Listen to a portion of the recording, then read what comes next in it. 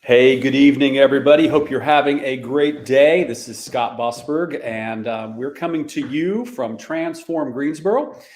We are live here having some adult beverages and snacks with some friends. And so we're looking forward tonight to do a rebroadcast of something presented to us at the end of last year. We were fortunate enough that Movement Mortgage invited us to be part of a conversation with Barry Habib. Barry is the CEO of MBS Highway, which is one of the top forecasters and consultants to the mortgage and real estate industry. And Barry presented just a fantastic slide deck of information that talked about how his company has been so accurate in forecasting the movement of interest rates as it relates to inflation and the aging of our population. It's just a fantastic set of information that you can use to present to your clients and educate them on how to respond to these fluctuations we're experiencing. So we hope that you'll enjoy experiencing this here live via Zoom and StreamYard. And for all of those folks who are maybe watching this on Triad Top Agents Facebook page, we do these monthly, and we'll be simulcasting these live to you as well. If you're ever interested in joining us here at Transform Greensboro for the kind of after broadcast conversation with some adult beverages, then please reach out to us. We'd love to have you as part of that conversation. So without a lot of further ado, we're gonna bring these guys in and listen to roughly about an hour worth of content, and we hope that's of great value to you. So thanks for joining in. You guys are great leaders, and everyone on the call, thank you for giving the most precious asset that you have, your time. And I promise you, we're going to make it worthwhile for you today, because I want to start off by telling you the news is good. And the media is not seeing it, but then they never really do, because good news doesn't sell. And I know it's easy to get discouraged right now. It's easy to have fears. We're hearing a lot of things about housing bubble. There's a lot of misunderstandings with the Fed's role. I'm going to break it down for you today. Here's the catch. You just got to focus. Okay. So let's take this thing, put it aside for the next hour, because you're going to walk away from this with information and knowledge and wisdom that will help you, help your career, but really help you share it with your customers and change their lives and make a difference, because there's opportunity out there. We're going to be talking about opportunity and seeing that opportunity before everybody else does. Seeing beyond the headlights, see the future before it becomes obvious. That's what we're going to do today. So happy holidays first, everybody. Happy Hanukkah, first day of Hanukkah. So hope everyone is in great spirits and looking forward to a great future ahead. So there's a lot of talk about housing bubble. Is that going to happen? Well, housing is very related to interest rates, as you know. So we want to take a look at mortgage rates and see where they're headed. Because if mortgage rates are indeed going to stay high, then obviously it presents some challenges. But if mortgage rates come down, still tight inventory out there. And in a tight inventory environment with a lot more buyers, well, you've seen what that does to the market. So what's driving mortgage rates, and how can we see where they're headed? And some of the things that you guys are both so kind to explain as to some of those forecasts, I'm going to just show you how to do it for yourselves today. That's the key, is to show you and teach you how you can see this happening and help your customers and be a great resource and beat those competitors that are out there. They're trying to take those customers away from you as a real estate agent. So here we go. First off, as far as the Fed's role, the Fed is not looking to cause mortgage rates to rise. They don't really control mortgage rates with their Fed hikes and cuts. Now, when the Fed was buying mortgage-backed securities directly, yes, they were influencing rates, but they're not doing that right now. And Fed rate hikes don't cause mortgage rates to go up, or cuts don't make mortgage rates come down. But inflation does. Any type of a long-term bond where a recipient is getting a fixed payment over a long period of time, like a mortgage. If you're receiving payments, it's a fixed amount for a long period of time. What happens is that over time, that fixed payment that you're getting due to inflation whittling away the buying power, because inflation means prices are going up. So you get a fixed payment. It just doesn't buy as much. Doesn't feel like it used to feel as far as its buying power. So the check amount stays the same, but it's eroding over time. Now, when inflation is very low, the erosion is very small, so you can offer a low rate. But as inflation rises, the only way you could offset that is to charge a higher rate. And that's what we've seen today. Inflation has risen, and as a result, mortgage rates have gone up. But of late, inflation's shown signs of coming down a little bit, and we've seen mortgage rates come down. They've come down quite a bit. They were over 7%. Now they're kind of in the lower 6 range. So let's take a look and let's see. I'm going to show you some charts here, and let's go over this together. So first off, I do believe that this is the opportunity that you have been waiting for in housing. I really, truly think that if we could see beyond the headlights and see the future before it becomes obvious, we can offer advice to our customers that they will be very grateful for. So let's take it step by step. I mentioned to you that inflation and mortgage rates travel similarly. Well, here's over the past several years, the bottom line being inflation, the top line here in blue being mortgage rates. Inflation goes up, mortgage rates go up. Inflation comes down, mortgage rates come down. Inflation goes sideways, mortgage rates go sideways. Inflation bumps, mortgage rates bump. And then we had the shaded areas are recessions, followed by the COVID lockdown. So, you had a couple of things happen back to back with each other. And where we saw the Fed step in was the Fed said, hey, what we're going to do is we're going to buy mortgage-backed securities with quantitative easing, or QE.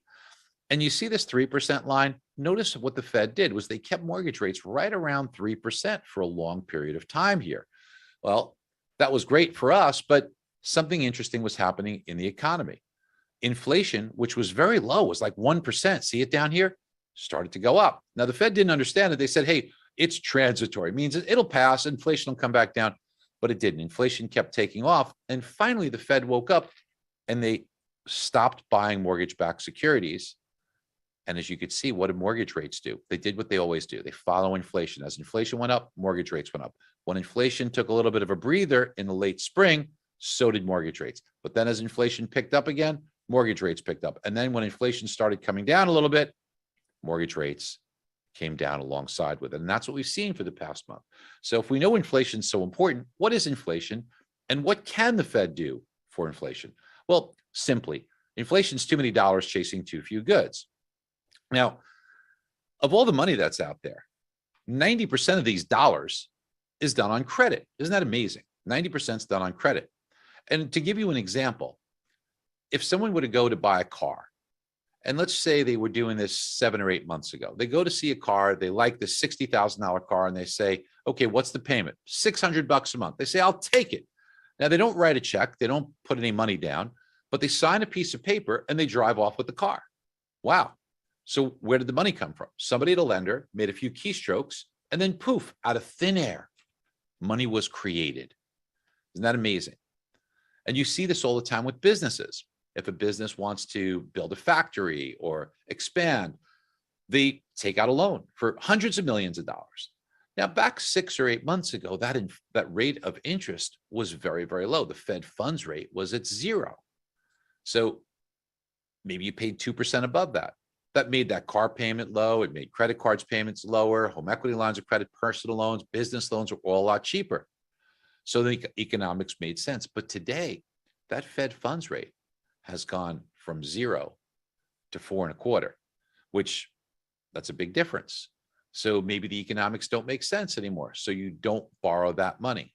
Now, while the Fed doesn't control mortgage rates, all those other loans are controlled by the Fed funds rate, like those business loans, like credit cards, like personal loans, home equity loans, and car loans. So today, that same family might look at that car and say, hey, how much is it? It's a $60,000 car. What's the payment? Well, instead of it being $600 a month, it's $1,000 a month. And maybe that family says, you know what? Maybe I'll drive the car I have a little bit longer, and they don't buy the car. And nobody at a lender makes a keystroke entry, and there's no boom, $60,000 created out of thin air. So that's happening multiplied millions of times.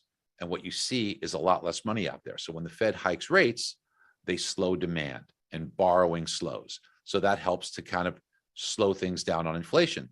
But you may have also noticed that today you can get a rate of return in the bank, saving money. Hey, 6 months ago, you couldn't get anything, right? So people would rather spend it than save it. But today, look, a 6-month treasury, very, very safe. You can get almost 5%. So maybe people are saying, instead of spending it, I'll save it. And that takes money out of the system. So you see less dollars at the same time, goods are flowing. In fact, Goods are flowing so much because our supply line's fixed. The imports from China have been fixed because they shut down at the Shanghai port. And in fact, goods are flowing so much that we're seeing inventories build. This is a picture of inventory for the past several years. And you can see inventories were building, and then we got shut down. You couldn't get supplies, so inventories were depleted. And then when they started to come back, the ships out of China stopped. But since, look at inventories to their highest level. In fact, there's more inventory, which means that retailers will discount. You probably are seeing this in your email, right? Every day, sale, sale, sale, sale, sale. When it was for Thanksgiving, it was Black Friday sale, then it was every day was, a sale. And then you had, of course, all of the cyber sales that continued. And even till today, your inbox is probably full of discounts. Why? Because there's just too much inventory out there. And what that's going to do is cause sales and prices to come down. As prices come down, inflation comes down. When inflation comes down, mortgage rates come down. So how do we measure inflation? So one of the ways to measure inflation is the Consumer Price Index. That's the CPI. So I want to explain how this works. There's the CPI has an overall headline number, and then they have something called the core rate of inflation. Now, the core rate takes away food prices and energy prices. And many of us might say, well, we kind of need food and energy, right? Yes, and that's of course true. But the Fed wants to look at things that could have influence over. And energy prices or food prices are oftentimes going to be affected by OPEC, whether they're going to produce more or less, or weather conditions making food cost more or less. The Fed can hike or cut rates. It's not going to have an influence on those things. So they look at the core rate of inflation, and that's the one that's important to the Fed. Now, the CPI is one measurement of that, and right now the core rate of CPI is 6% year over year. So how do they come up with the 6%? Well, it's actually made up of 12 individual months of inflation readings. And the most recent one that we got was last week. We got the inflation reading for November. We got that on December 13th. We got it for November. And when you take November of 2022, when you go back 12 months to December of 2021, you add them all up together, account for a little rounding and compounding, and you get 6% year over year. That's how the inflation rate's calculated.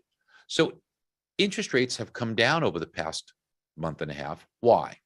Because inflation's been coming down.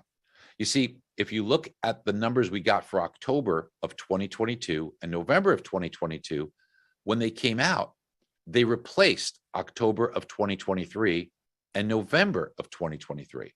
So you see how 0.6 was replaced by 0.3. That made the inflation rate come down.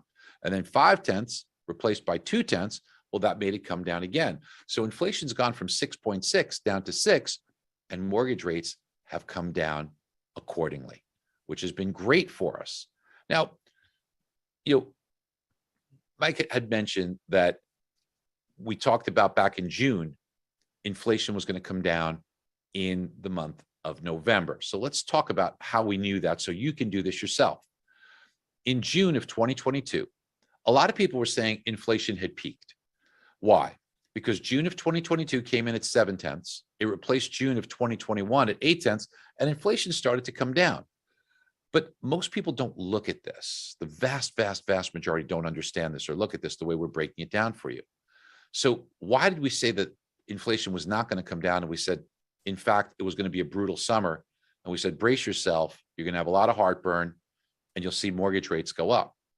And that was because in June, it was the first time the Fed increased rates by 0.75%. It takes time for that to filter through. And they had several other hikes after that. They had 3 more hikes of 0.75%. They just hiked last week by 0.5%. So when we saw that happening, we said it was going to take time. In addition to that, supply chains were not fixed by then. So we didn't see any reason why inflation would come down. We thought inflation, in fact, would be a little bit stubborn. But we felt by October, inflation would start to calm down. And it's also what we saw was when the July, August, and September numbers were going to come out in 2022, it was going to replace these numbers for 2021. Now, do you notice anything about these 2021 numbers? They were all very low. So we thought that there was a chance that higher numbers would come out, replacing lower numbers. We thought what that was going to do was going to push inflation higher and mortgage rates higher. And that's exactly what happened. Inflation went from the mid fives to the mid sixes year over year. Mortgage rates went from a little under 6% to a little over 7% at that same time. But then we said, look for November 10th, because that's when we're going to get the data for October of 2022, replacing higher data for October 21.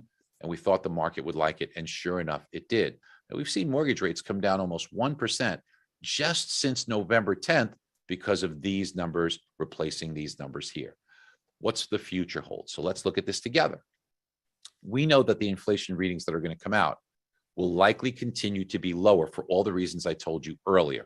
More supply, more inventory, demand is slowing. It's more expensive to take out money. So we know that things are going to slow down. So inflation's slower, it's going to replace higher numbers. Look at the numbers for December of 2021, January and February 2022 over the next 3 months. And then certainly in the spring, we're going to see a lot of numbers come in lower, replacing higher numbers. So this inflation number is going to come down, down, down, down, down. But there's also something else we should know. Do you know that 39% of this core CPI, 39% of it is shelter, the cost of putting a roof over your head? Owner's equivalent rent or rental costs make up 39% of it. And the way that it's calculated is interesting because we know that those costs are decelerating quite a bit here. And there's where we are in real time. But the way that inflation looks at it in the reports and the Fed looks at it, it lags because they average the past year. Think about a lease. Not every lease is going to be renewed, right? So you're keeping on to those leases you had back in here when it was higher. They'll eventually start to renew here. So you're going to see this decelerating. It's kind of like a roller coaster. There comes a point in time with that first big hill where the front of the roller coaster starts heading lower while the back is still going up. Kind of like this, right? So the way it's happening in real time, shelter costs are decelerating, but in CPI, they're pushing it higher. In the last 2 inflation reports, every single area of inflation came down, but shelter, which represents 39% of it, was being pushed up. When we get to January, all this will get through the hill. Now, that's not going to come out until February because the way this works is in a lag. As you get into the spring months, all of these shelter costs will start to be more reflective of this here. And you'll start to see inflationary pressures come down faster and faster and faster. That's good news for us. Now, one more thing. This Friday, you're going to get another inflation report. It's kind of like the CPI, but it's just a little bit different. And the Fed actually likes this one more. It's called the PCE, Personal Consumption Expenditures. Now, this report on Friday should also show lower inflation, but I think it's going to be even better. You know why? Because shelter is 39.3% of CPI, but it's half that weighting in the PCE. So I feel there's reason to believe that we might get more favorable inflation readings this Friday morning when that PCE number comes out. And I think it's reason to believe that mortgage rates should behave very nicely for us on that day. Now, where are we going from here? Well, a lot of times, if you want to know where you're headed, you have to look at history. And nobody has looked at this, but I'm sure other people now will start to show this. But we took a look and we brought up 35 years of history. And I want to show you the bottom line in blue. That is the 10-year Treasury yield. And the top line in yellow, that's mortgage rates on a 30-year fixed rate mortgage. Now, you look at the chart over 35 years, it's a lot of data compressed in a short period of time here, or this chart. And they look like they travel in similar manner, with the mortgage rates being higher than the 10-year Treasury by, on average, about 1.75% to 2%, or 175 basis points to 200 basis points. That's what it means if you're not familiar with basis points. This means 1.75% to 2%. Now, on a day-to-day basis, they're not going to be exact. Remember, this is 35 years of stuff compressed, right? So on one day, mortgage rates might be moving up while the 10-year Treasury is moving down, or vice versa. But over time, certainly they're similar. All these arrows are equal in size. So you could see they maintain this pretty much this good spread over time. But something crazy happened a couple of months ago where the 10-year Treasury was at around a little over 4, but mortgage rates went to over 7. Now, that's not 1.75% or 2%. That's 3% or 300 basis points. So what the heck happened? Okay, please follow me here. This is high level, but you can understand this. When you write your check to your mortgage holder, they don't own the mortgage. They're just doing the work on the mortgage. They're just collecting the payments and doing other work. It's called a servicer. You see, holding a mortgage is too risky, not because of repayment, but if interest rates fluctuate a lot, the value and the return that you're getting will be below market, and therefore the value of your holdings will be light. So that's why everyone sells those mortgages. So part of that is that someone still has to do the work. The servicer has to collect the payments, make the payments to the taxes, the insurance, answer your questions, tell you what your payoff is, try and track you down if you're late. All those things is the job of the servicer. And they get paid for that. They receive a fee. Now, the value of that fee depends on how long they're going to service it. And most of the time, mortgages stick around for 4, 5, 6 years. So you can take that payment that you're getting times 4 or 5 or 6 years, and it's a lot. It's a lot of value that goes into the value of a mortgage, which means the greater the value, the lower the interest rate. Okay. Everybody in the mortgage industry knows when you see prices in the bond market go up, more value, that's better for rates. You want to see bond prices go up because rates come down. But of late, the servicing value that was attributed to it has been completely sucked out. Very, very little value. Why? Because the smartest money in the world is agreeing with us. They're saying rates are going to come down, and they're going to come down significantly, which means that all of the mortgages that are out there today will be refinanced or paid off, because people aren't going to keep a 7% or a 7+% mortgage when rates come back down. And that means that they're not going to collect that servicing fee for years. In fact, it's not going to be measured in years. It'll be measured in months, which means it has very little to no value. And lower value in bonds, higher interest rate. And that's why you've seen the spread go from, let's say, 2% to 3%. See, normally when you have a 4% yield on the 10-year, well, mortgage rates are around 6. You see it here. When it's a 5% on the 10-year, mortgage rates are 7. So you could see that relationship. But now we've seen the 10-year come down from 4% plus, was like 4.3, all the way down to 3.5. And I believe it's going to get under 3. You saw those inflation numbers. That's going to make the 10-year go under 3.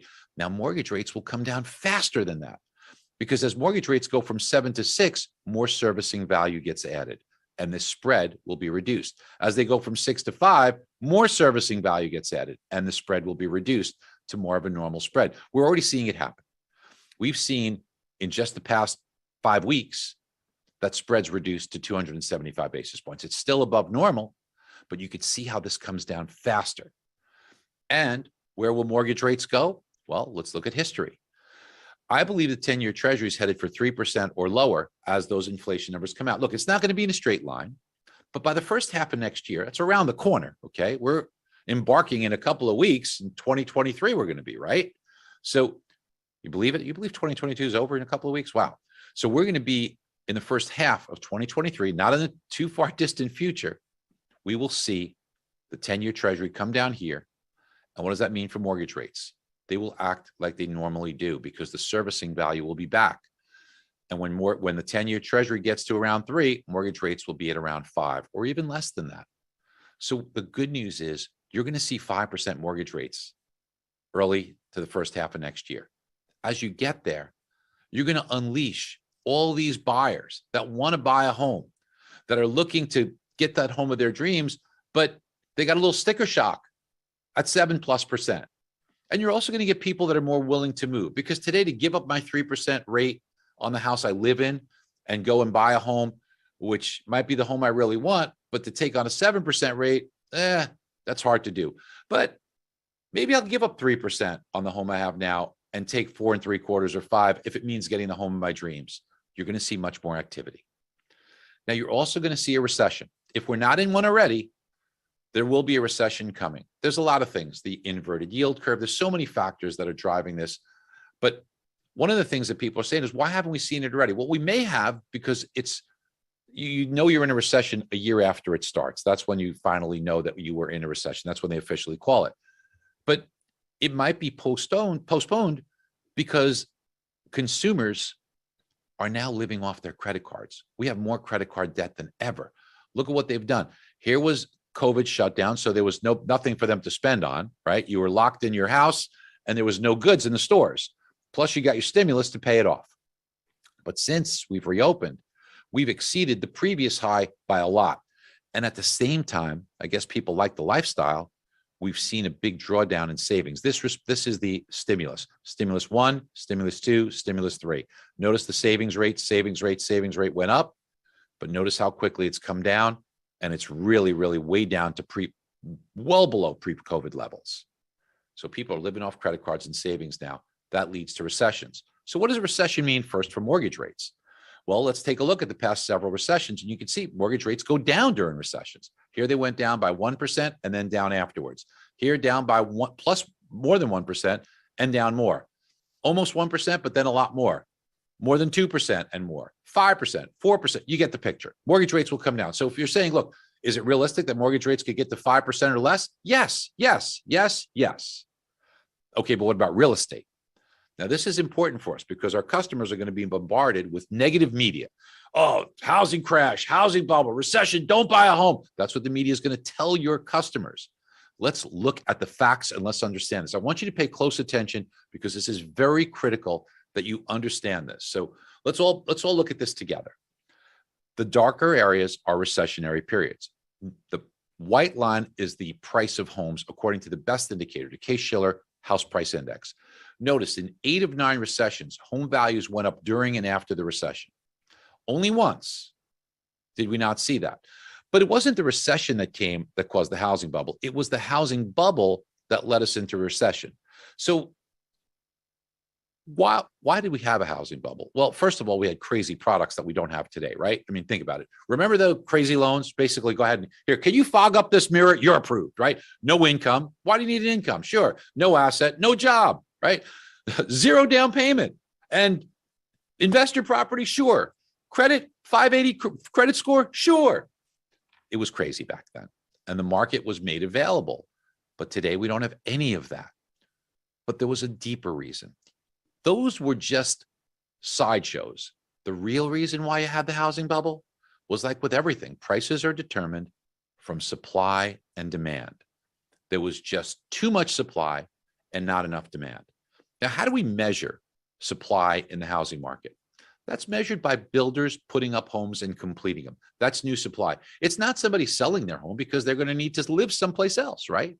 So builders completing and putting new inventory on the market. Now, remember, every year about 100,000 homes get retired. So that means builders actually have to build more homes than demand to keep it flat. Because of aging, those homes get retired. Now, how do we measure demand? Demand is measured by something called household formations. Let me give you an example. Let's say you got mom, dad, and a child. They're all living in one household. At some point in that time, the child grows up, and in the United States, the average age is 33, and they move out and they get their own place. So that child now is living in their own household. So here you got the same family unit, mom, dad, and a child, but now instead of one household, they need 2. That's a household formation.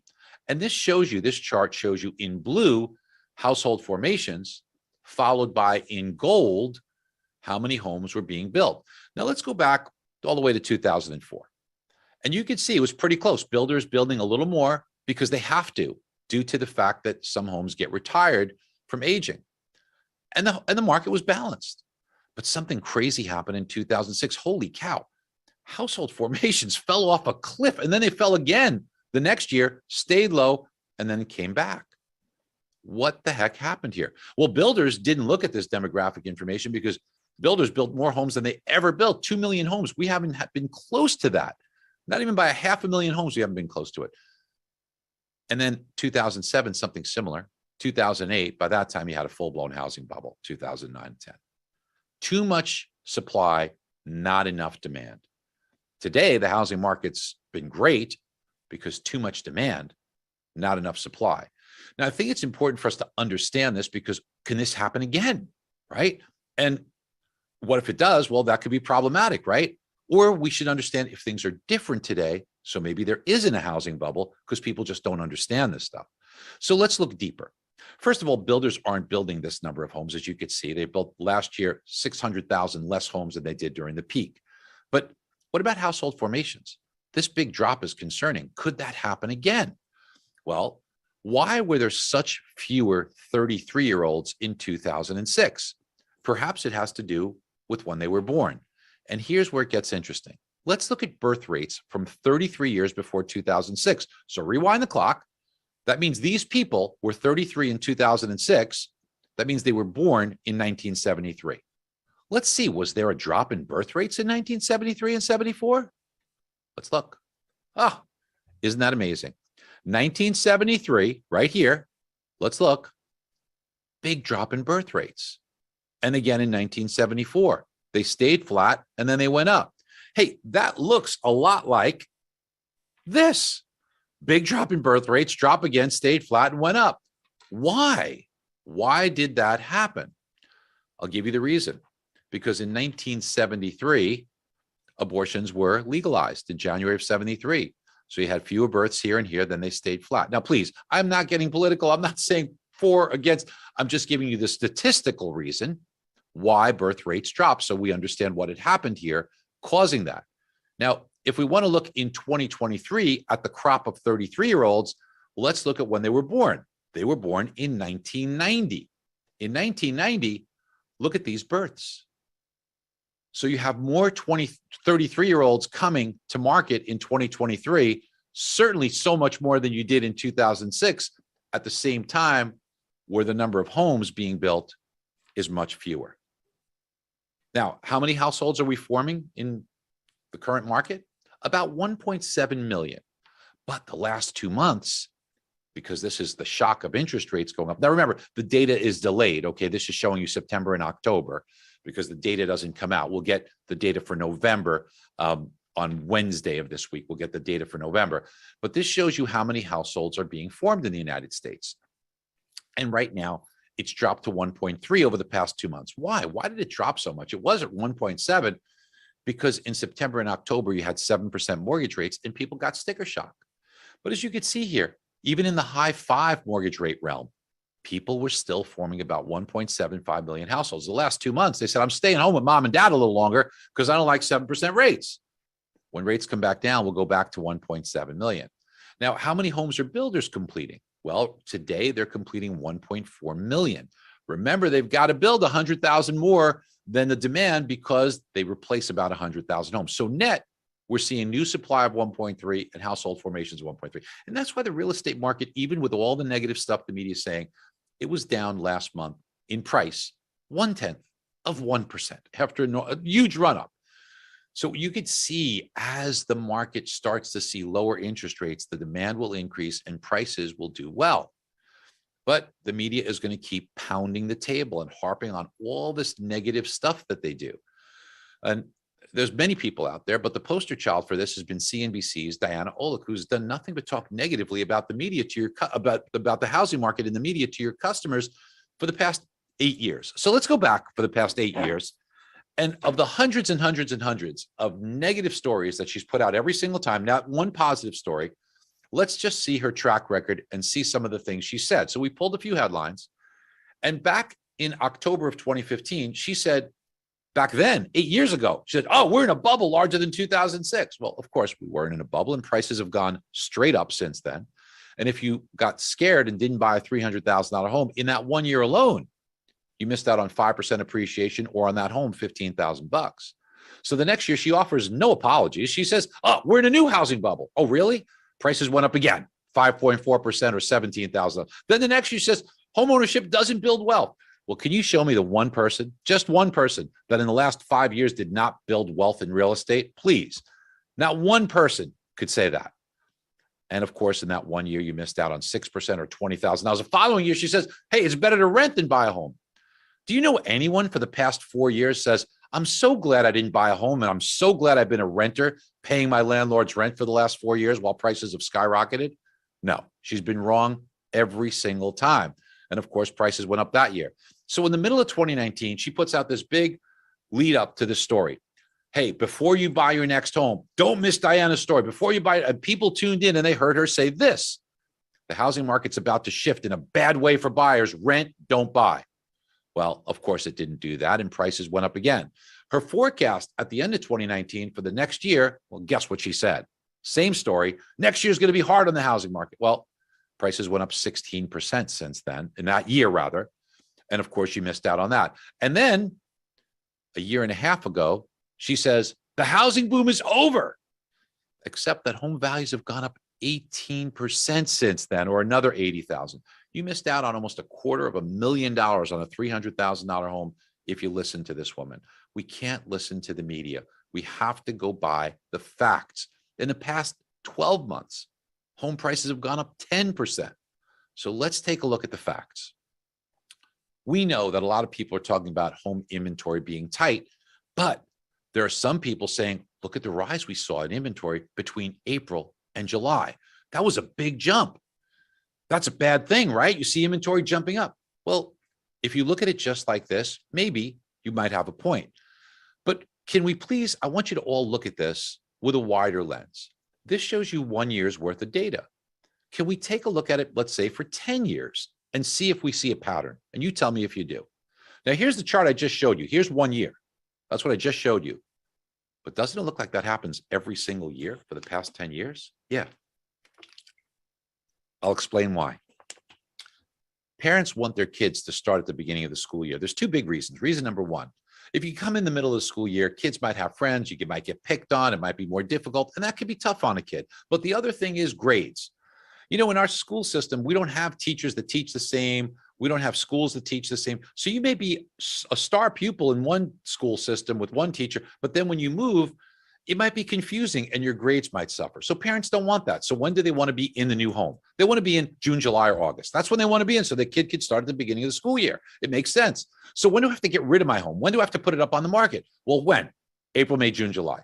April, May, June, July. This was the COVID year, but it still started. April, May, June, July. April, May, June, every single year, over and over. So don't buy this crap that they try to sell you. Okay, this is a normal cycle, and you can see it's already coming back down. Inventory will come back down just like it does every year. And by the way, you want to compare it to a housing bubble? Really? In 2007, we had 4 million units for sale in inventory. Now, since 2007, our population has grown by 30 million more people that need a place to live. But yet, look at inventory. It's only 1.2 million. It's less than a third of what it was in this entire market. Okay, this is huge drop in inventory, huge increase in population. And they want to say this is the same thing that happened in the housing bubble? Please. Now, here's the real story. I told you there's 1.2 million units, but guess what is counted in that? Believe it or not, that counts those under contract. They're off the market. What do? Knock on somebody's door that's got their home sold and they're closing next week? Oh, I thought we'd just look at it. No, of course you don't look at homes that are already sold and off the market. Really on the market, active listings in this beautiful country of 340 million people, there are only 754,000 homes for sale, and this number will continue to drop. Where is it comparatively speaking? Well, somebody might say, oh, there's more inventory than last year. Inventory's gone up. Yes, but it's half of what it normally is. It's still very tight. And here's the next headline. Big increase, foreclosures. They're up more than 150%. Oh my gosh, that's terrible. Really? Well, they're up more than 150% from last year, but that's because you couldn't do foreclosures last year because you had a moratorium most of the year or the year before. And it's still at the lower level than 2020 when you couldn't do moratoriums. Yes, it's up from last year when you almost a full year of no moratoriums, but still, do the media tell you it's down 60% from 2019? No. 95% from 2010? No. The media won't tell you that because that doesn't sell, right? What sells? Well, we know sex sells. We know fear sells. So what they're trying to do is push out fear porn. Don't buy into it. And of course, people are not going to give up their homes. Back in 2008, only 19% of a home's value was equity. You know how much it is today? 58%. People will protect that equity that they have in homes today. Not going to get the foreclosures. Now, here's a big one. And pay close attention because this is an important one. We need to understand affordability. And affordability is a critical one because the media talks about this every single day. Now, last year, if you were looking at a home and you needed a mortgage of $400,000, you could get a rate of 3.5%. And that would have meant a $1,800 a month payment. Now, Fannie Mae tells us on average, their statistics, that if you have this kind of a mortgage payment, this is not the qualifying income, but this is the average income you had, was for your household $9,000. So like two people each making $5,000, $50,000 a year rather. Okay. How about this year? Well, home values have gone up 10%, right? So that means it's gone to 440. So 440 is the difference in because of appreciation and the mortgage amount you need. I need to borrow $40,000 more because the home went up by 10%. I'm borrowing 10% more. But the rate's also gone up from 3.5, let's call it 6.5. My payment's gone up $1,000 a month. And that's where the media stops. But what they don't tell you is hold on a second. Your income back here also went up. According to ADP, which is the best way to look at this, they measure 25 million records. No one else has that much of a record of it. If you stayed at your job, your income went up 7.6%. If you switched, it went up 15.9%. There's more stayers than switchers, so they average it to 9%. And what have you got here? Your income's gone up a lot. Not quite as much as the payment went up, but a lot. But here's the problem. I'm also paying more for gas, food, and services. And this is the market you have today. You have payments that are more than income, and that's why it's less affordable. That's why people are hibernating. That's why the market is slower. But what we need to do is look beyond the headlights. Can we just please look ahead a little bit? Because what's going to happen to incomes next year? Well, if you listen to ADP, who says 7.6% rise, well, now I've wiped out the difference. In fact, I've actually made it more affordable than it was last year. But wait a minute. What if we're right, and I believe we will be, on mortgage rates? And what if mortgage rates come down to 5%? Well, then I am dramatically more affordable today than I was in 2021 with a low inventory environment. You tell me what's going to happen to prices. You have to see the opportunity before anybody else does. You have to see the future before it becomes obvious. Our housing forecast is for low single-digit appreciation, but it's still strong, with rents also presenting a challenge for people because they're going to go up faster, showing people it's an opportunity to buy. Now, look, you want to see a perfect opportunity? Let me spell it out for you. Imagine a home that's $500,000 with 20% down. Now, last year, I had to give you $50,000 over asking price, and I couldn't get terms, maybe even out of home inspection. But now this is more like the housing market has always been, where you can negotiate. Okay, it's a $500,000 asking price. I'll give you $475. No way. I'll come back to $495. I'll counter. Okay, I'll counter at $485. Okay, let's agree at $490. And you got a deal. Now that's only 2% price reduction, 2%, but that's kind of normal. So in a $500,000 home, you can get $10,000 off, which means I'm getting my home at a discount. But wait a minute. The reason they want to deal with you as a real estate agent and working with Movement Mortgage is because you're going to take that $10,000 and show them how you can turn that into much more money than $10,000. In fact, get ready for this statement. It's the worst thing you could do is take $10,000 as a price reduction. Why? Because instead of that, what you need to do is talk to your Movement Mortgage teammate and saying, where can we go if we use this as a seller contribution to buying their rate down? Because look, if you're a realtor, here's what's happening right now. You might have been working with a customer 4 months ago, and maybe they're still looking. It was tight inventory. And now 4 months ago, you know what you showed them? Based upon their qualification, they can't buy that house right now, right?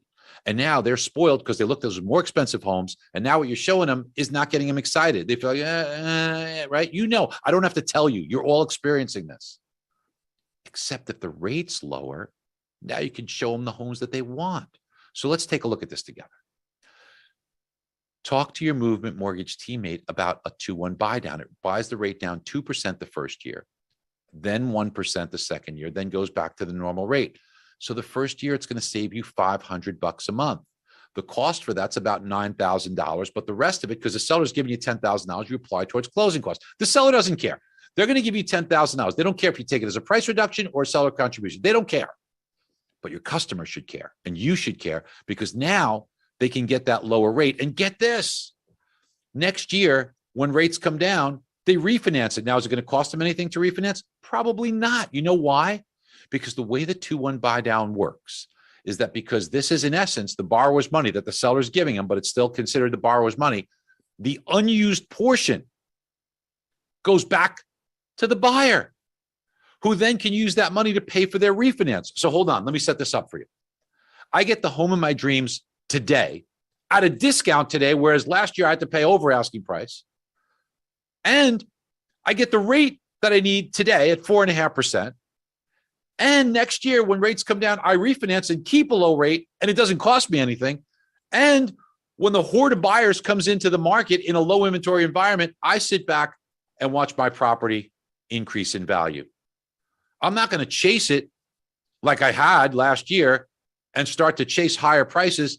I'm going to see the opportunity today when nobody else sees it, because you guys have good advice and you look like you have a crystal ball, and you take advantage of that opportunity before anybody else does. This is the ground floor, folks. Now, you could also, if you don't like the 2-1 buy down, you could disproportionately use this to your advantage and buy the rate down by using the seller to pay points for you to buy your rate down. And you can get a rate today in the low 5s, which would still save you $300 a month, not quite the $500 here, but this is your fixed rate forever. And you could still refinance this. Team, this is the opportunity you've been waiting for. And what you can also do is you've used movement mortgage to show them mathematically why this is the best choice. See, first of all, you want to show them that this is empirical evidence, that mathematically it has to be the better choice. So if you were to take a look from a lowest payment standpoint, taking that money towards a seller contribution to a 2-1 buy down mathematically will be cheaper in payment, guaranteed for the first 2.5 years. After that, putting it towards that permanent buy down, meaning buying it all the way down to 5.25 the whole time, no 2-1 buy down where it changes. So just a regular fixed rate in the low 5s, that would be better from years 2.5 onward. Never, never will the price break be better. Now, what if you sell your home or refinance it anytime in here? What's better? Well, for the first 1.5 years, the 2-1 buy down is better. For a sliver of time between 1.5 and 2 years, and only slightly, would the price break be better. But 2 years and beyond, it is, and it grows and grows and grows to an even wider difference. The permanent buy down is your best bet. And you could parlay that price reduction into thousands, if not tens of thousands of greater savings. Talk to your movement mortgage professional to help show this to your customer with these graphs. This sets up a perfect opportunity, everybody. You've got incomes increasing. You've got tight inventory. So affordability be there in a tight inventory environment with rates dropping. That increased buyer activity has to push prices higher. Some people say, well, should I rent? Well, let's take a look at that. Should you rent even with a higher rate? Well, let's take a look. Let's imagine purchase price of $400,000, 10% down is a loan of $360,000. And let's get crazy. Rates are much cheaper than this, but let's even say 7%. And let's even get insane and say they never refinance off of 7%, which we're making it really ugly to purchase the home. And they're going to live there for 9 years. Now, hold on a second here, because if you buy a home versus renting, you do have other expenses to think of. You have to think about property taxes can go up. You can have to think about repair costs, which if you don't have as a renter, and you have to think of the cost of selling a home. Let's put all that in. And the cost of selling the home, let's go by the 63-year historical average of appreciation of 4.75% to come up with a value, and take 6% of that as your expenses to sell it. So let's make this really expensive to buy. Now, renting, while rents are going up at 8%, yours is only going to go up at 6%. Then let's say you get this place at a discount of $3,000 a month on a $400,000 home. Should you buy or rent? Now, somebody's going to look at this and say, how much is the payment? Well, the monthly payment to buy is $3,500, to rent it's $3,000. No brainer. I should rent. It's $500 a month cheaper. Not so fast. That rent goes up over time. By the 4th year, the rent's more expensive, and over the 9 years. And this, by the way, assumes you never refinance off the 7%. If you refinance, then your payment is much cheaper to buy. You'd save $33,000 in cash flow by buying. But wait a minute. When somebody says it's $500 cheaper to rent, they're wrong. I say, Barry, how could it be wrong? It's $500 cheaper. No, it's not, because part of your payment that you make in a mortgage is principal. Principal is your own money. Look, team, let's just say I have cash in my left-hand pocket. I take the cash out of my left-hand pocket. I switch it. I put it in my right-hand pocket. My question to you, is it still my money? Well, of course it's still my money, but it's in a different location. When that money's sitting in my checking account, it's my money. When I write the check to my lender for my mortgage payment, the principal portion is in equity in my home. Is it still my money? Of course, it's just in a different location. How much does that principal amount to over the 9 years? $44,000. And nobody talks about it. That's why your movement mortgage professional can help you. $77,000. Now, wait a minute. What about appreciation on the home?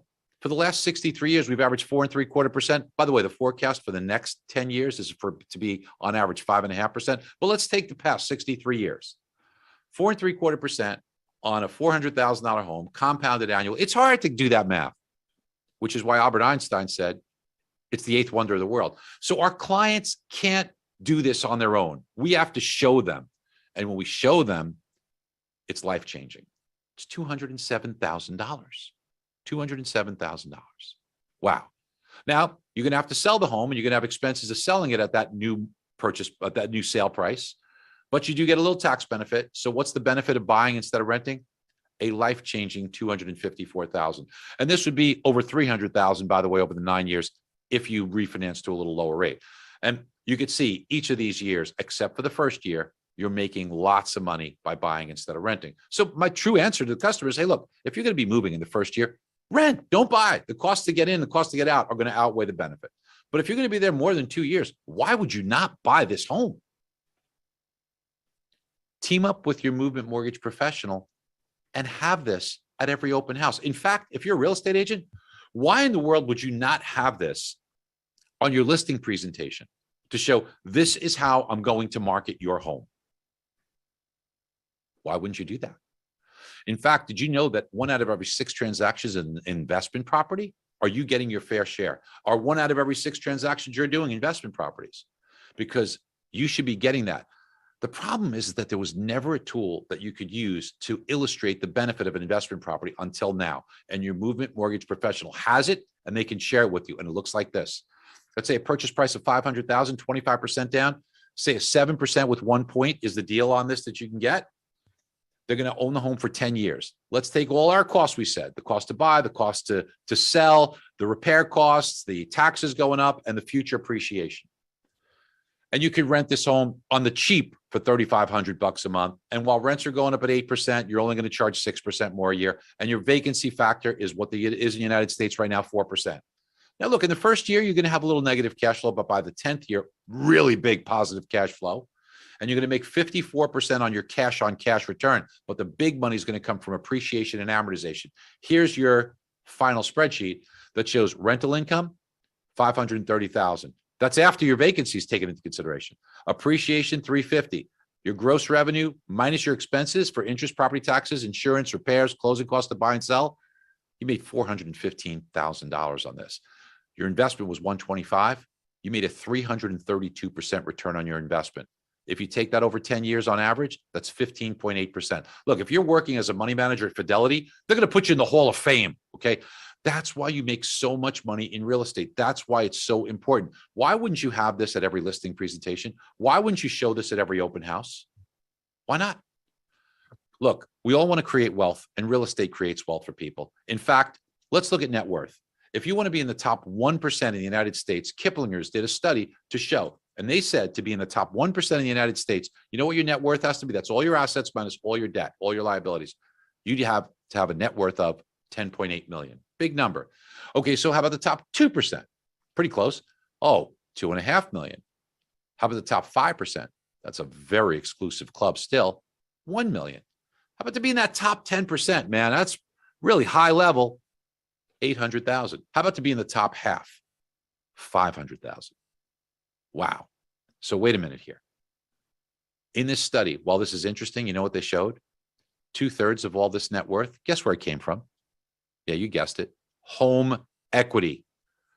You're not going to be rich renting, and you're not going to gain net worth if you're not in the real estate game.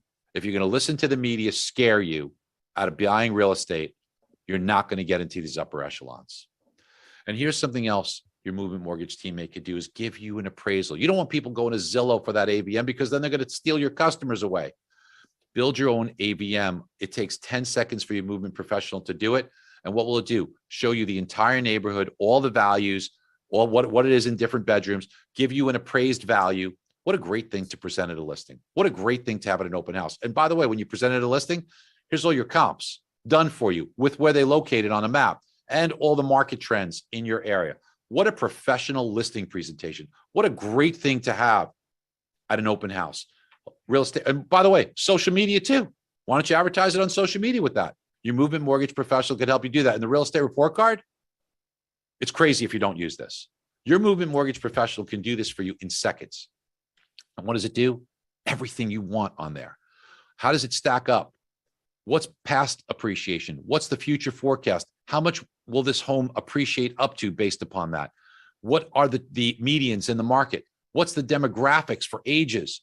What's the rental situation look like? How many households will be formed and how many homes are built? Because we have the builder data, affordability, unemployment, income, jobs, everything you want on one sheet of paper. Why should this not be in your listing presentation? You want to get a listing and make your competition look silly? Just talk to your movement mortgage teammate. And in a couple of minutes, they'll give you all the ammunition you need. You want to market that home better? Do it. You want to do it on social media? Have it. And this is what you'd be looking at. You know, when we look at the way that the media is talking about the market today, I don't know if you saw the article. American Banker said, is it time to quit mortgage? They cited that refinances are down 85%, 50 to 60% drop in volume. Maybe you should get out. And there's a lot of negativity out there. The only thing is that this article, it was written in 2014. Look, it is always darkest before the dawn. And if you're a little nervous right now, if you're a little worried, I don't blame you, but I want you to look past it and look at the facts of what's coming. Imagine those people that got out in 2014. What did they miss? They missed great years and then the greatest market ever. Good times are ahead. You know, Sir John Templeton was the best investor, and he said, the time of maximum pessimism is the best time to buy. That's where the opportunities are. Thanks to you folks, you've helped me to create a best-selling book which talks about finding those opportunities. I believe that your best opportunities are in front of you. If you want to stay in touch with me on Instagram, because I post a lot of stuff about the housing market there, here it is. I am Barry Habib, and you could take my videos, you could share them. They're 30 seconds. They talk about all the positivity in the housing market. And I know we went like a couple of minutes over here, gentlemen. I'm sorry, but I want to see if you have any questions that I can answer. I'm here for you guys if you want me here. Yeah, no, thank you, Barry. And man, wow, just Hey guys, fantastic information by Barry and his team. We're really thankful to Movement Mortgage for providing us with the content and the opportunity to hear from MBS Highway. We're looking forward. There's new data that has come out since this presentation in December. And I believe there's some new data actually coming out next week. And we hope to relay that information to you so that you can use this information to your advantage in building your business and talking with your buyers and sellers. So we hope this was of value to you guys. It was great to interact a little bit online. And for those of you who'd like to, we'll be doing this again very soon, live on Triatop Agents, but also here at Transform Greensboro. So if you'd like to come down and join us in person and have an adult beverage, right there. Cheers. That's right. Come on down and do that. We'll send out some invitations to you shortly. You guys, listen, have a great night. Enjoyed seeing you. Take care.